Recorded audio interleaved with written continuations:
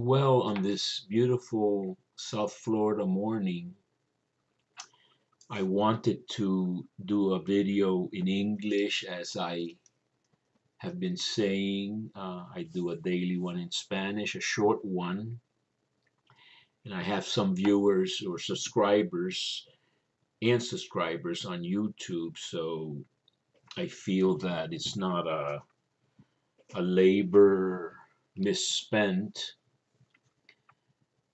And I also wanted to continue speaking about spirituality. I feel entitled. I kind of always have to have a reason or justification, and my my view of myself is that I am a teacher in the church. I was officially employed by the church as a professor at a seminary, Catholic seminary, major seminary, regional seminary. And so, even from that angle, professionally, I identify with Acts chapter 13 that there were in the church in Antioch prophets and teachers.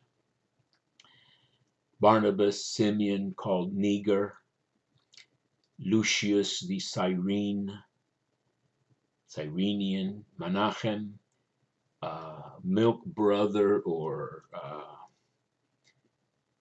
co-suckler, I guess, with the Tetrarch Herod, of the Tetrarch Herod, and Saul.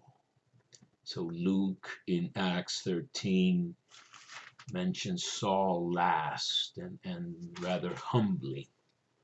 And I've always identified with Paul. Excuse me. So I wanted to speak about spirituality,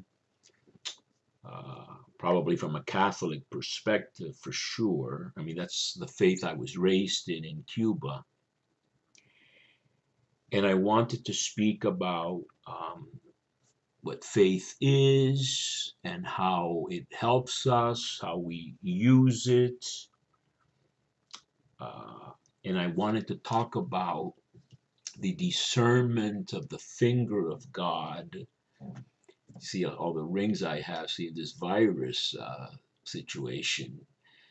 You do things like cologne and rings to try to spruce things up. I was reading about the upsurge in the sale of candles. I don't use, aromatic candles, scented candles, but nevertheless, we do certain things, maybe nurturing things or something, especially if you live alone as I do, but probably in general. But I think it's important to talk about how we can discern God's presence around us and in our lives, which requires meditation and reflection and memory and remembrance.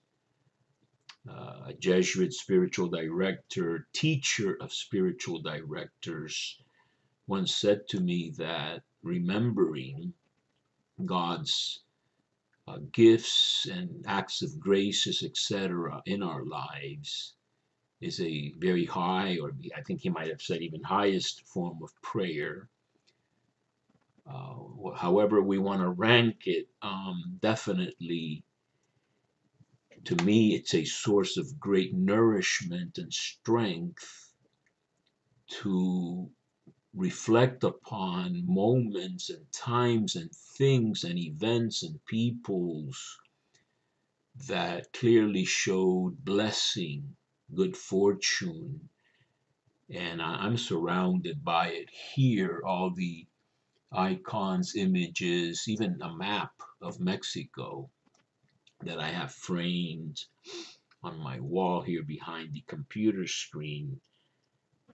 If we can cultivate the discernment of God's love through very much oftentimes physical, even material things. I mean, there's different approaches to this. Teresa of Avila was very big on images and feeling and seeing and these kinds of sort of material approaches to the presence of God. John of the Cross was not. Her spiritual director was not. He was las nadas, the nothings. He wasn't interested in miracles or visions, although he had some, but he was very much this faith in the dark, this sort of pseudo-Dionysian apophatic theology. I'm using big words now, but the theology of we really can't know God or say much about him, silence is the best, etc. And I think we have both things to deal with. I'm going to take almost an hour with these videos, so I'm not going to pretend I'm going to be much shorter right now, just from experience. But as I recall, Teresa of Jesus, Avila, liked to take communion with a nice big host, or a nice host. I don't know what size they were distributing communion to the nuns in those days. And John of the Cross knew that. And one day, later in Teresa's life, he gave her a broken off one to mortify her. And as I recall, she went back to her pew, and that's when she experienced spiritual matrimony, the highest grade of the spiritual life, prayer life, because of that humiliation. And so, I don't prepare these talks very much, but things come to my head after all these years. One of the great lessons I have learned is this alternation between consolation, tribulation, so that our whole life is really can be seen as an exercise in growing spiritually, and that is done by this combination of almost like nourishment, food, and exercise, which I'm negligent on that aspect. The food I've tried to limit, but nevertheless, if it's all consolation, you grow soft. And I did have a period where things were going so well, especially in the seminary job that I had. Great schedule, many breaks, just an easy, maybe too easy, maybe it wasn't as easy as I thought it was, even though things changed and it was time to move anyway. But nevertheless, I had the rude awakening of losing my job, technically at 60 years of age. Very difficult to find another job. And I was devastated, and that's when I went off to Italy again with some hermits for a period of some months. And I came back and I was basically unemployed for a whole year, 2014.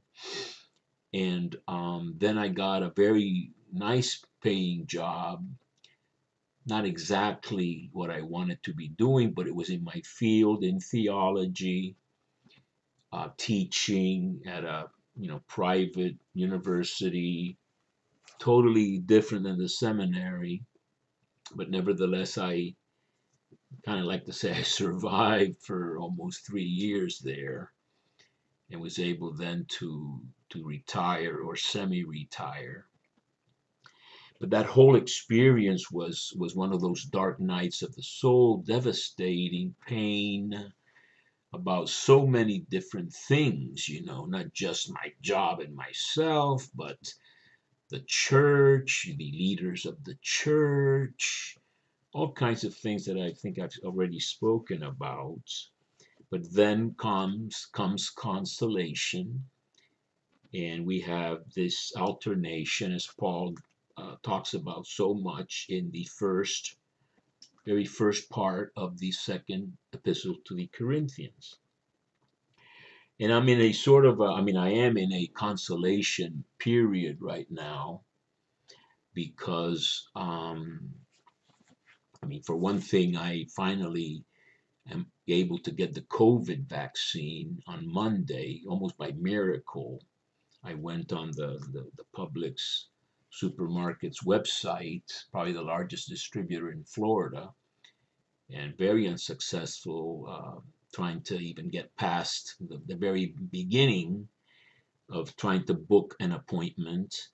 And then one day I went to the next step and I was all excited and I spent 2 hours proving I was not a robot for 2 hours every 60 seconds or even less. And then I switched to another computer and found out they had actually run out of shots, so they kept me doing that. I was very, very frustrated. Then all of a sudden, miraculously, yesterday, I went on there and it said it was all booked, and I had to find some other stores, and they were all booked. And I went to a store that allowed me to book an appointment, and then it said that was all booked. But then miraculously, what I had done, despite the glitches that said it was all booked, I was booked. And so I have not only the first shot, but the second shot Monday and then in April. So those were all pending sort of things that I had hovering over my head, and they get resolved with patience. And so when we have developed an arsenal, so to speak, a warehouse full of, chock full of memories of what God has done, and I've had a rich life. I studied to be a Dominican priest. I studied to be a Carmelite priest. I had painful experiences in both experiments. I had some other very many other painful experiences, losses in my family, wonderful experiences. Going to Rome in 1996 by the inspiration of a friend when I was very unhappy being a lawyer, had reached really a dead end, and all of a sudden, at the age of 43, a friend inspires me to go to Rome. Tremendous tribulations accomplishing that, tremendous uncertainty about where I was going to live, no assurance at all as to my budget, all these things.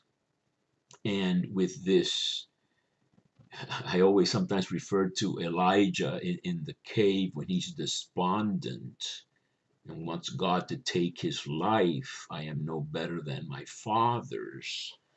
I think that's in 1 Kings 19. And the angel, the angel gives him water and food or bread. And the famous line, with the strength of that nourishment, he walked the 40 days and 40 nights to Horeb, in 1 Kings 19. So that God, and we have a saying in Spanish, he chokes but doesn't strangle you, which I say is not something you put on your resume. I choke but I don't strangle.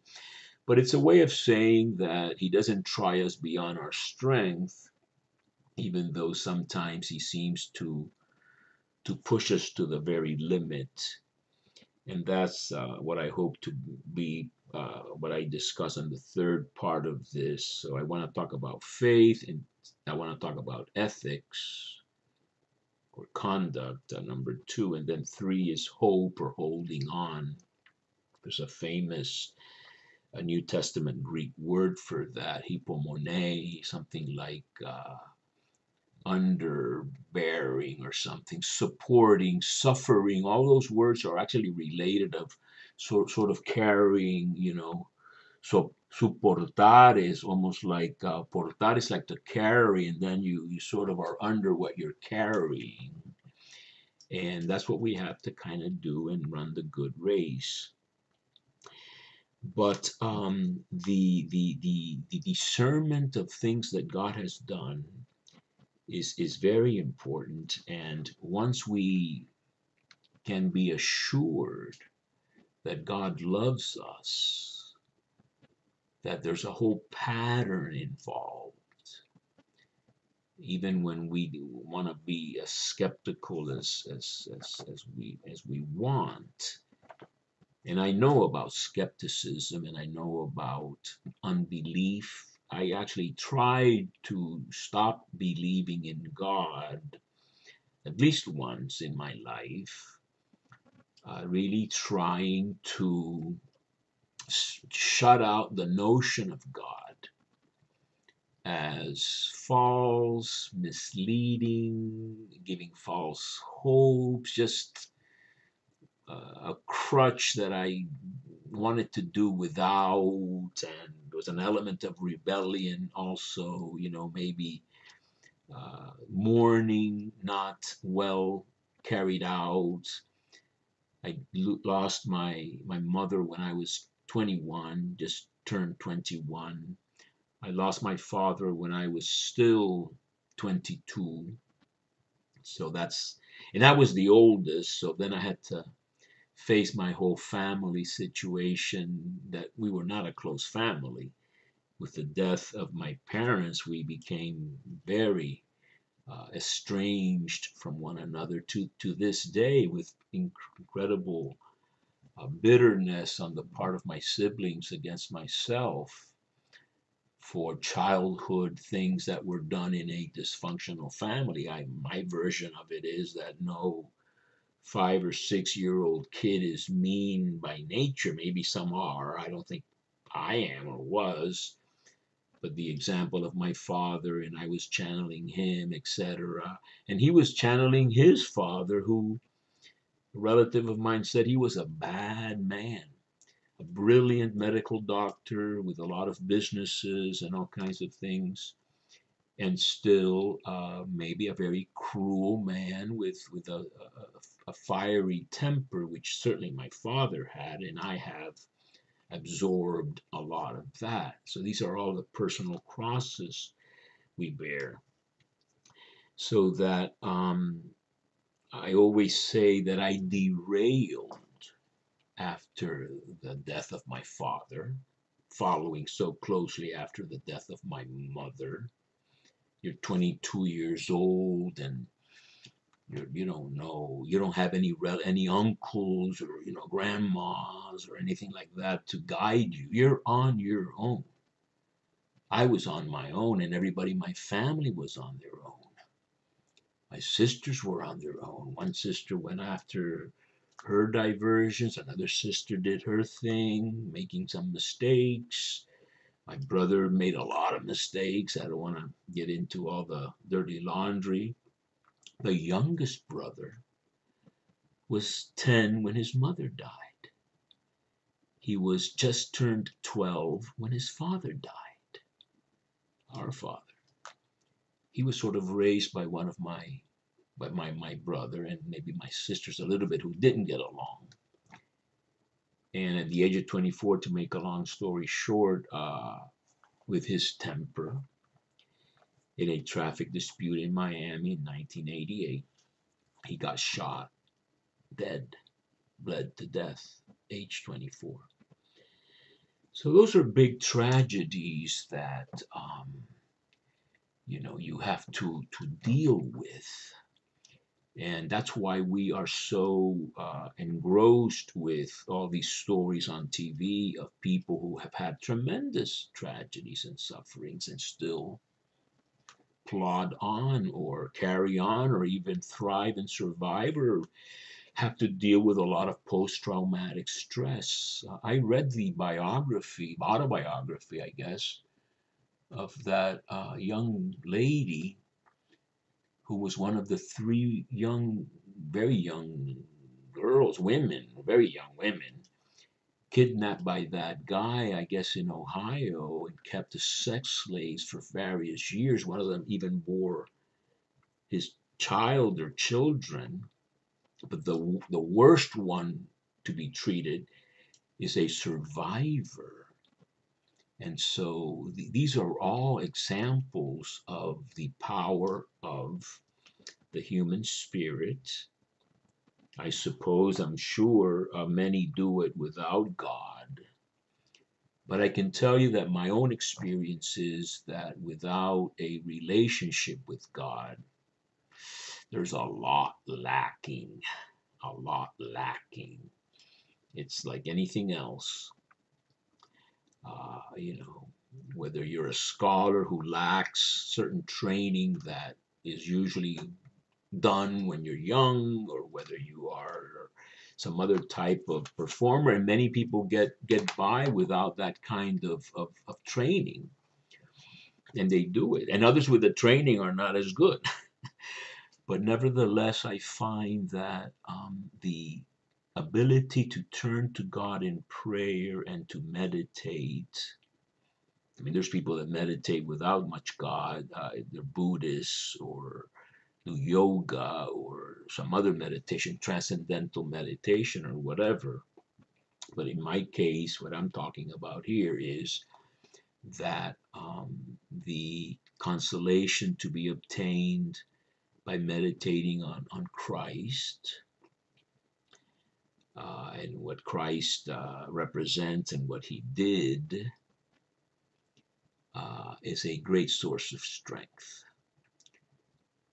On my website, Emilio Chavez Bible Explainer, I have an essay on God that's close to 100 pages, I think. And one of the one of the chapters that I have is, I think, on the truth of the Christian faith. And I use the Hebrew Old Testament idea of truth as something you can rely on, emet, from where we get amen, so be it certainly. It's a verb related to firmness, reliability. And so I say in this essay that Jesus was a historical person who preached the good news, ate with sinners, healed, for sure, known for healings and even multiplying food in some way. I mean, with thousands of witnesses apparently, and certainly was arrested and crucified and abandoned, and by those who expected him to do some other project. And the fact that he stood by who he was and what he had done, and his God that he called his Father, his very own Father, from all that we know, this Abba expression, that he prayed in Gethsemane, which are passages in the Gospels that are very hard to consider made up. The tendency would be, I think, to, like in John, for example, in the Gospel of John, they play down Jesus's anguish. They echo it in the Eucharistic discourses in the Last Supper in John, where my soul is anguished, and what am I going to say? Father, deliver me from this hour. But in fact, I have come for this hour, etc. In John 1:12, right at the very beginning, but he doesn't have a Gethsemane agony scene. He addresses the Roman cohort and says, "Who do you seek?" And we seek Jesus of Nazareth. And when he says, "I am," the divine I am, they all drop to the ground. He carries his own cross. He doesn't say, my God, why have you abandoned me?" Gospel of John, totally different emphasis. But in the other Gospels, you have things like Peter's denials and Jesus's fear in the garden in Mark, and Luke's agony and things like that. And then, my God, why have you abandoned me on the cross? Even though that's part of Psalm 22, which is a psalm of hope at the end. Those things are, I mean, if you're going to consider those made up things about Jesus, well, then you might as well say he didn't exist. And people say that, and I'm not interested in that debate, which is ridiculous. But he stood by, did not escape arrest. I think there's a lot of, you know, scholarship that says he could have easily sort of gone to another jurisdiction or uh, found a way not to be executed. The dialogue with Pilate, if anything like that took place. I mean, I think Pilate probably didn't even have trials in many cases. But nevertheless, Jesus uniquely went to the cross and died and never once said, okay, I misspoke, or I take that back, or, you know, I have a doubt about this or that, or I'd rather correct that now or something. And then, of course, you have this experience of the resurrection, which then leads his followers to show that kind of a firm conviction that we are beneficiaries of. That's why we say we believe in one in church, Catholic, apostolic. So we depend on the message of the apostles that transmit what Jesus did and what they experienced of Jesus. And so as far as truth is concerned, if we follow the Hebrew Bible, Old Testament idea that you can rely on something, I think that, or that it works, that's a kind of another way of looking at it. I forget how I did it in my essay on God. Then we have a good crutch, and sometimes we need crutches, trust me. If you have bad legs, you have to have a crutch.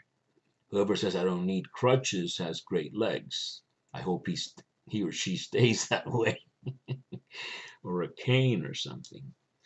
So that I think we're wired to turn to God. We always have as a species. And I think only relatively recently have we begun to take being like gods to another level where we can basically fool around with everything, nature wise, gene wise, whatever. And so then you can really be without God. I mean, the communists have tried to do that, and others have tried to do that, and others are allergic to this God thing.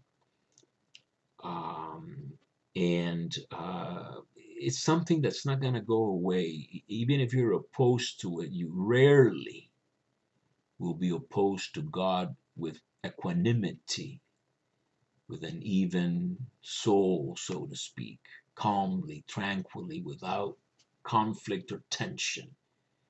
It's just something that you're going against what you're wired for. That's my firm belief, and I discuss that in the God essay. That we are made, and I've said it in the God essay, all this mental surplus that we have in the brain far surpasses evolutionary requirements for survival. In fact, they impede them. I mean, to be a smart hunter is fantastic. You can make spears and you can catch the animals and you can harvest your crops and do everything that the brain is enabling you to do. But what we have mentally so far surpasses those needs that it becomes a surplus mental brain energy, so to speak, or activity, which causes us a lot of problems. Complexes, fears, anxiety, stresses, ambitions, obsessiveness, compulsiveness, traumas of every kind, escalation of conflicts and all kinds of things. All that stuff is a sign of either an evolutionary quirk, that somehow the evolutionary process produced too much of something that was good up to an extent. If we were just in need of, and many people pretend that, if we are just in need of good shelter, good food, mating, and all the other stuff, and then we could sit back, I don't know, watch the grass grow or something, I don't know, but we have artistic desires to build and to see and to explore. We're curious. Then we get ambitions to conquer and to obtain and to collect and all kinds of stuff. Then we have enemies, and then we have to build weapons, and guns and nuclear weapons. And then we start threatening our own survival, and the planet is damaged, which well, animals can probably, pasture too much, or maybe, you know, uh, but I think there's a wisdom, if you want to call it that, an instinctive survival mode, incredibly less complicated among other animals than in humans. And so I think that dealing with the whole mental activity aspect, now people are having trouble sleeping. Why is that? Because they're worried, they're stressed out. So they take drugs and things like that, or pills or something, or don't sleep. And so the I think the answer to that is to see God present, calling us to gird our loins and to uh, face all our challenges. I think the present president is doing that. He's focused on this as if it were a war. I go back to my great example that I love to remember, World War II. You have World War I. My understanding, I've read something about it.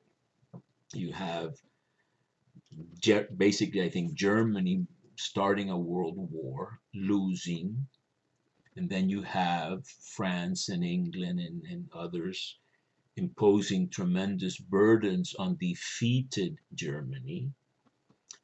Wise minds like Winston Churchill said, don't be too extreme. You can't just knock off Germany and expect nothing, or expect that to be a good thing. That, extreme. He wasn't listened to. So then you have, while England slept, everybody then looks the other way, forgets about it.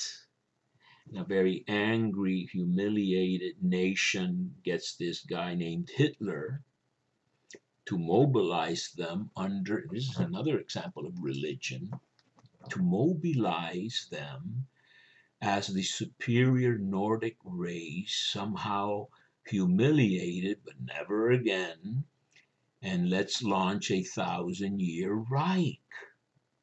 We are supermen. We are Nietzsche's Übermensch or whatever. And we're going to be disciplined with beautiful, Leni Riefenstahl, I forget her name, Riefenstahl movies, and it's all a manifestation of human greatness, then the conquests begin. And the ones who were sleeping and sitting on their laurels and everything are overtaken, except for poor little England gets bombarded and holds up, and then you have United States help and involvement, and after a long struggle, the war is won, and you need to fight uh, sometimes, and that was one time when you needed for sure to fight. But those are all episodes of this human surplus mental energy misdirected, and it has a lot to do with the denial of God, the denial, or in making yourself a God, the original sin. You will be like gods if you violate this commandment God gave you. Your eyes will be open, you'll be like gods, and instead, not good things happened after that fall. So that I think prayer is important, turning to God in prayer. I want to show you some images. This is my Russian icon cross bought in the Roman flea market. I think I've mentioned this before. See, this is rich iconography. You have Jesus, you have some, I guess, Russian writing, which I don't think I understand any of it. You have the Father. You have the skull, supposed to be, I think, Adam's skull. Adam was supposedly buried in Calvary. You have angels. You have, the Greek for Jesus Christ.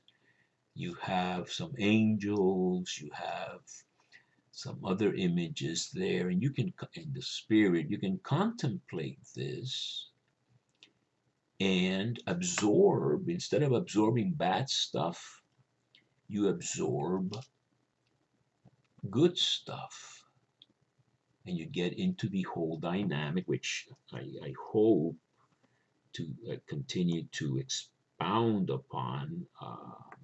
Christian prayer, the Catholic mystical tradition, which I have studied. I will mention again the main saints that I look to for some of this: Ignatius Loyola, Catherine of Siena. This is not in chronological order. Teresa of Avila, John of the Cross, Teresa of Lisieux, the Little Flower, and I always mention my dear Elizabeth of the Trinity. And I'm also a very, very good friend, I'd like to say, of Bernadette, an incredibly simple Pyrenees French girl, uh, whom I have a great love and devotion for. And then others like Simone Weil, Weil, if you want to pronounce it that way, Weil, French philosopher, Jewish family, not very practicing at all. And then Edith Stein, another Jewish philosopher who died in Auschwitz as a Carmelite nun. So when we read what the saints have done, we have models there of how to confront suffering, and they all did. One thing every saint is associated with is pretty much great suffering. Even the gentle saints, I think St. Francis of Sales is a gentle, moderate saint, maybe not known for suffering that much. But my Carmelite master of novices loved to repeat this. Maybe he applied it to himself, I don't know. As I recall, he would say that Francis of Sales was very even-tempered, never got upset or angry, but that when they opened him up after death, I guess an autopsy or something, they discovered that his bile was a rock, meaning he had to hold in his bile, his gall, if you will, his anger, so much that it hardened itself into a rock. And my novice master used to love to repeat that. So no saint um, is without, it has not bypassed the challenge of great suffering with which to grow. St. Francis of Assisi, uh, I think all the saints. Thérèse of Lisieux, forget about it. I mean, I've read a book called The Passion of Thérèse of Lisieux, which is really a study of the ravages of her tuberculosis at the age of 23, 24 when she died. 24, but the disease may have taken a year or something like that from the first blood in Easter of 96 to September of 97. You could say she got progressively sicker for over a year, with a dark night of faith where she didn't know heaven. She couldn't believe in heaven, really. She saw a wall and the devil would tell her, all this stuff you're doing is for nothing. There's nothing after. It's a double whammy for her, little flower. And what this book says, and I say it very crudely just to get to the point, she rotted from her anus all the way up. Her whole digestive system was tuberculosed, if you will. Her breathing, her lungs, everything. She does say, do not keep poisons near people this sick or suffering this much, the temptation. I think even Elizabeth of the Trinity, now she had Addison's disease, a tremendous disease. Back in the day, 1906, when she died, Kennedy had it much more under control, John F. Kennedy. But Elizabeth of the Trinity, could only take a little ice, little chocolate, no digestion whatsoever. And she says that when I get to heaven, the first thing I'm going to ask for is water. She wasted away, age of 26. And as a queen the whole time. You're talking about someone who really lived in heaven on earth. That would be an extreme version of what I'm trying to talk about, which is trying to see God present with us. And with that, with the strength of that nourishment, we can walk the 40 days and nights to Horeb, the mountain of the Lord, even though we may falter along the way. So I'm not going to try to be thorough or systematic. The second point I wanted to make, we're at 43 minutes, the ethics. And I do want to begin by stating that we have to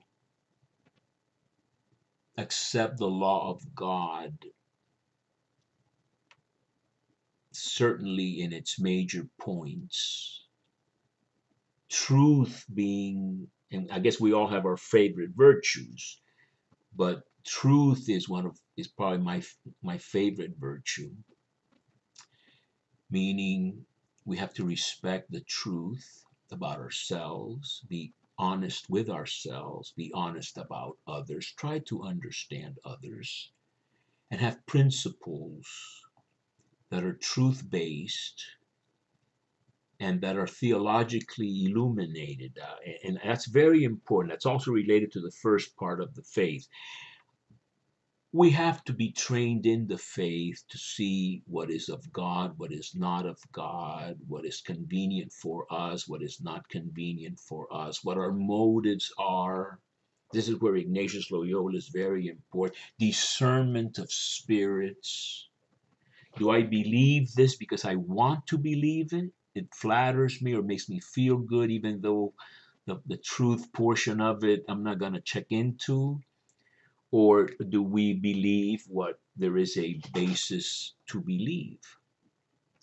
So you have to have some very clear principles, and you can never rely on some little manual that somebody handed you. Somebody tells you the only issue is abortion and everything else, or if they misspeak. I had a little discussion with a friend of mine the other day, and he said to me, he's a very sincere guy, not a great believer in the traditional sense. I think he's got a great heart and is a God-fearing person without adhering to Catholic teaching or anything like that.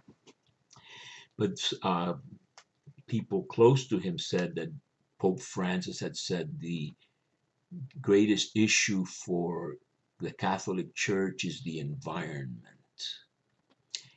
And of course, this was said as an accusation against the Pope, sort of thinking the Pope should be concerned with maybe how you take communion in the hand or in the mouth. The Pope should be concerned about abortion. The Pope should be concerned about prayer, maybe the Mass in Latin or something. The Pope should be concerned about homosexuality or sins of the flesh. But politics and the environment and healthcare and all the other things that make the world, or relationships with other faiths, etc., those things are not religious holy things. So they have a little manual, and I call it the Pharisee manual, totally conscious of the fact that the Pharisees are caricatured in the New Testament. They are made into actors in a drama, acting in an exaggerated way. The Pharisees were seeking to do in a probably much more intelligent and informed way than the modern Catholic pseudo Pharisees are trying to do, which is to try to please God, but according to what is really convenient for them. Very uninformed, very unhistorical, and all that. And so when you misquote the Pope, and what I answered was, I could almost look it up in my phone now. I said, everything is related. Our planet, our common home is incredibly important. That is a first priority for every human being, and Catholics are human beings. If you forget that, you are in another planet, which I don't debate with or even have much dealings with if I can help it. We live in two planets, and I think they're all, I think one side is for sure purely manipulated by evil media types that brainwash you into hating certain things and into being deluded about other things. And then there is another side that is probably, carried away with certain topics and manipulated on certain taboo topics and things you can't discuss and politically correct and all that. I agree with that.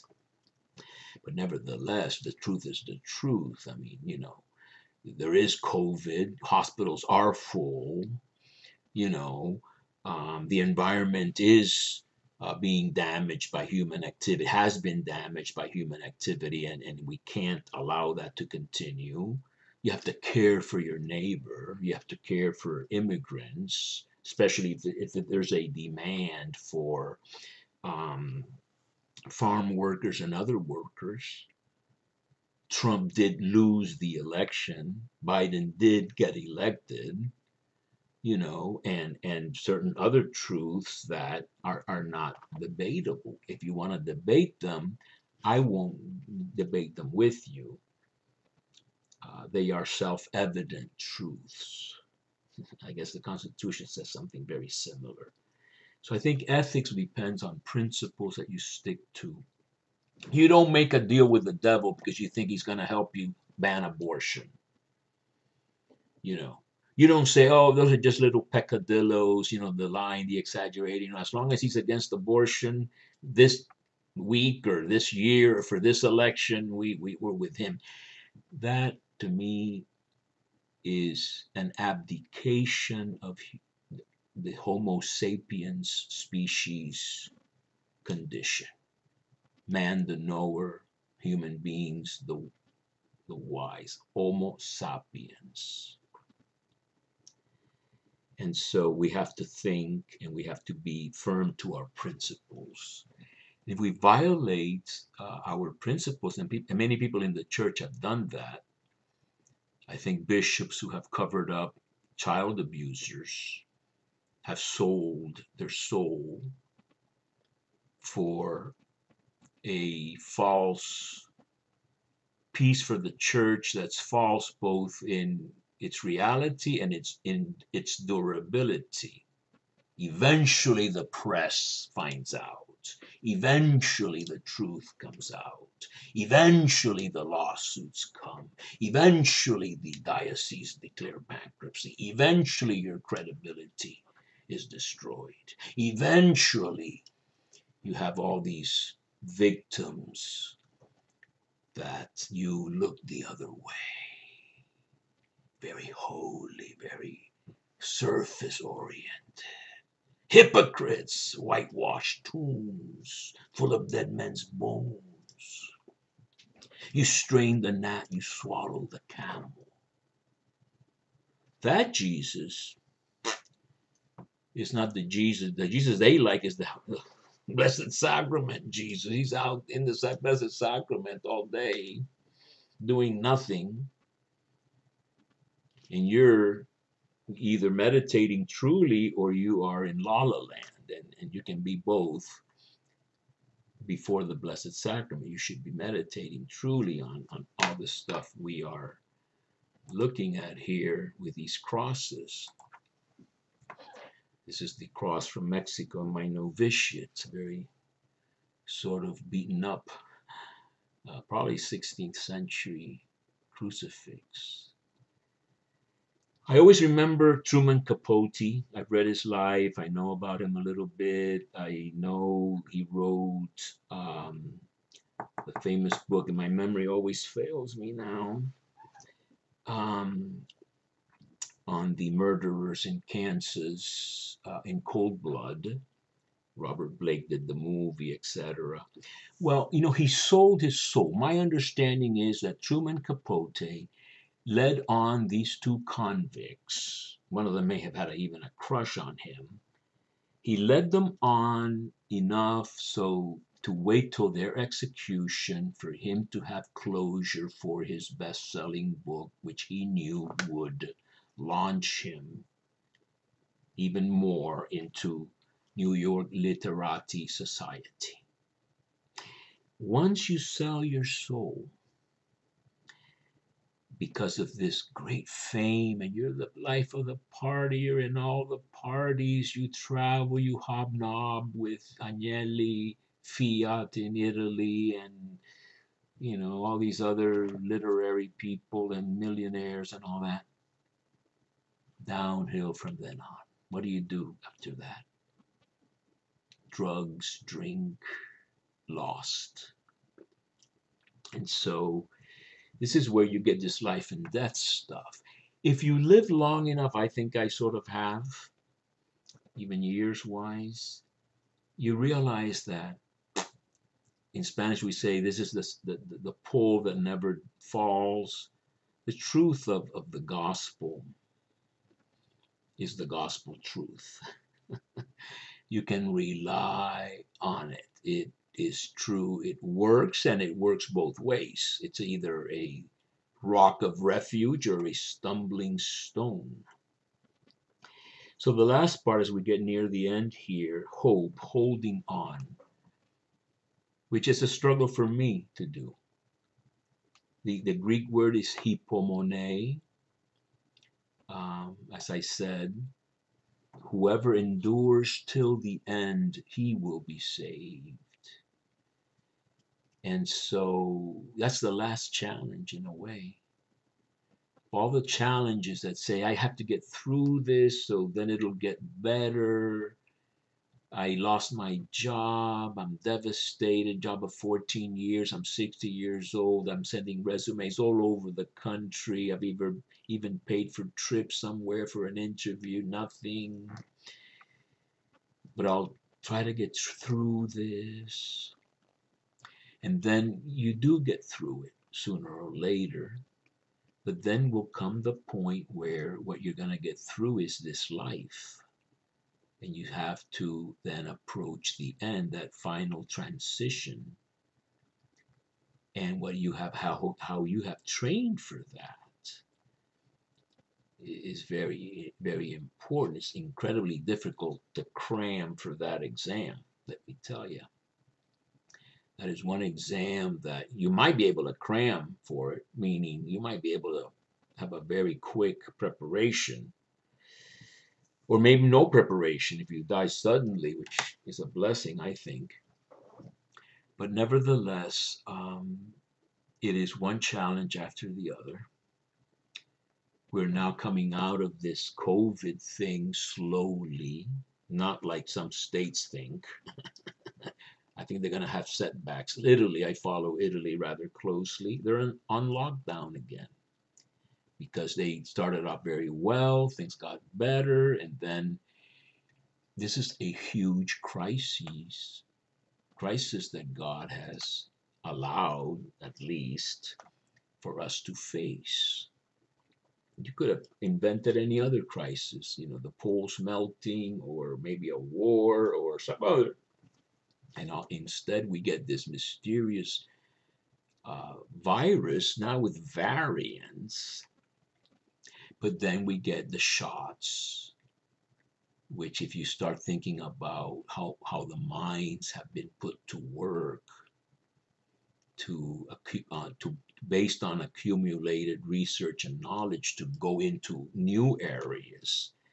This is God at work,